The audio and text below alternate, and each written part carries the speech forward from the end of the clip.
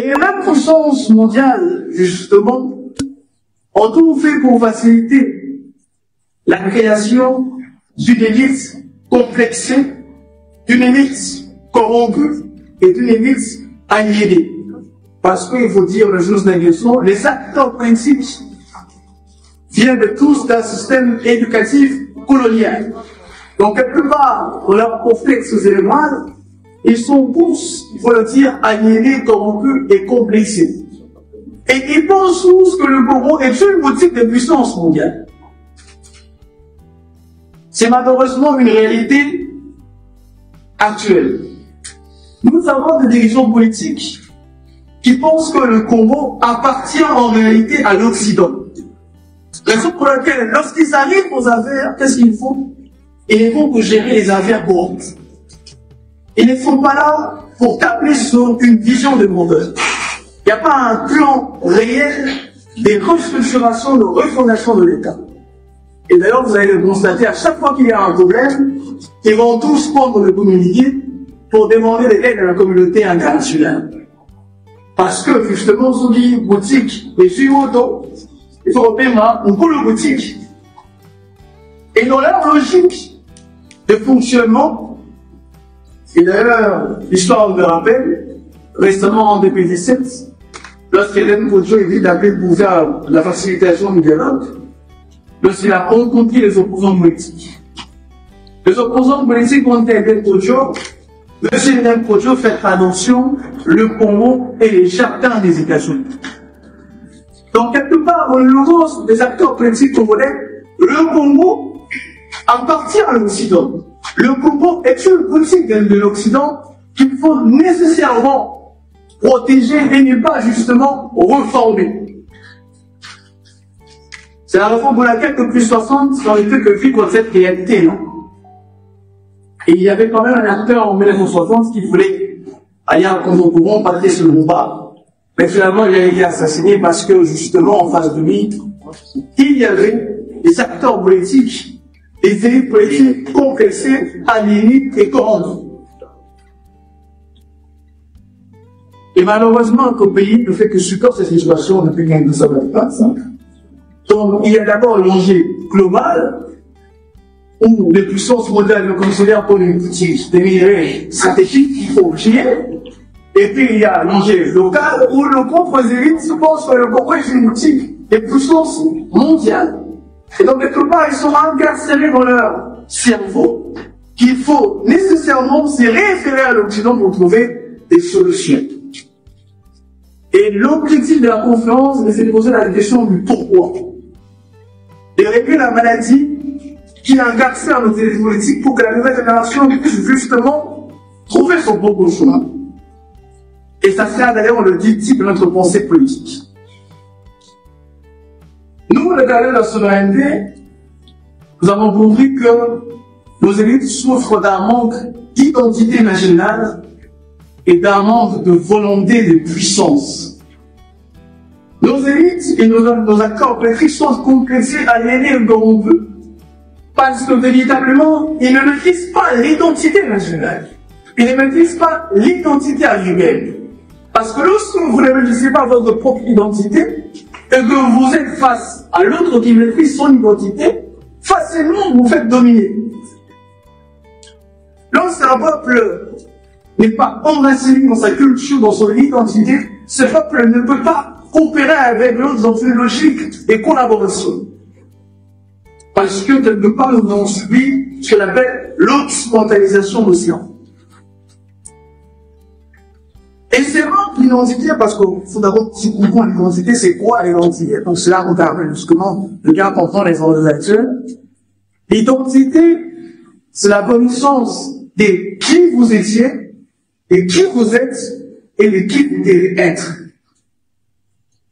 L'identité vous permet de vous insérer dans le temps et de renforcer la dignité et la fierté nationale. Nous devons prendre en compte, et c'est cette modalité qu'on doit insérer dans la nouvelle génération, que nous étions les civilisateurs du monde. Nous avons apporté la grande civilisation. Nous avons appris au monde des mathématiques. Nous avons appris au monde la géologie, la géométrie, même la spiritualité. Parce que lorsque l'enfant ne connaît pas son identité, lorsque l'enfant ne connaît pas qui il ne pourra pas être dans une confiance en soi. Et les manques de confiance en soi créent justement ces sentiments de complexe et ces sentiments d'infériorité. Donc, on doit insérer dans la nouvelle génération cette dynamique et la connaissance de l'identité. Nous avons été ceux qui ont apporté la civilisation au monde, mais, parce qu'il y a toujours un mais en tout, il ne faut pas que nous puissions être incarcérés dans ce passé.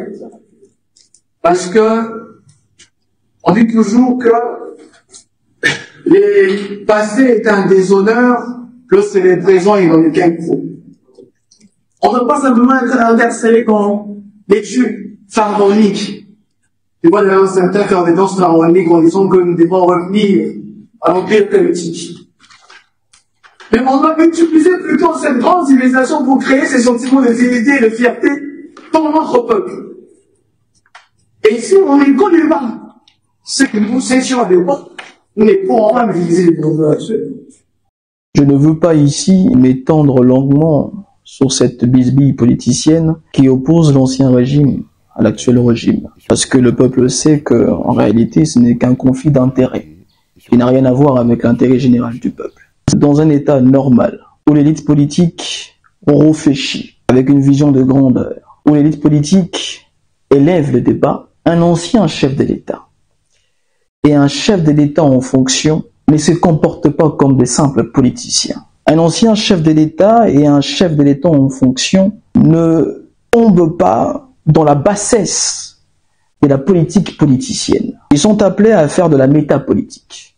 La métapolitique, cette politique qui est loin des querelles politiciennes, c'est cette politique qui vise la grandeur, c'est cette politique qui, justement, est dans la logique de sauvegarder l'intérêt général du peuple. Mais malheureusement, plus de 60 ans après, la classe politique congolaise nous offre encore des pièces théâtrales dignes, justement, d'une série ivoirienne. C'est qui nous choque profondément. C'est aussi pour nous l'occasion de demander, d'inviter la nouvelle génération à ne pas tomber dans ces pièges. Parce que la nouvelle génération, elle, est appelée à élever le débat, à être à la hauteur de la gravité de la situation et à reformer, à restructurer sa pensée pour donner un nouveau vent à notre pays. Parce qu'il y a des sujets qui doivent nécessairement nous intéresser. Aujourd'hui, nous devons réfléchir sur la reconquête de notre souveraineté, qui est piétinée par le Rwanda via une milice nommée M23, dont aujourd'hui n'en parle plus d'ailleurs.